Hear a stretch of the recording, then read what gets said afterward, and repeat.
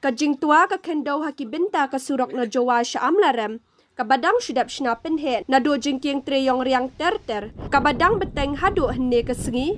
Halor ka jing tua ka Dhar Construction Company ke basnai ke ni ka surok. Kalahap ban penjani ki po shilum na ka benta ban penkut ki mau ki kendo bahap sya ka surok. Ka jing tua kendo haki babun ki jaka hasilenter ka ni ka surok.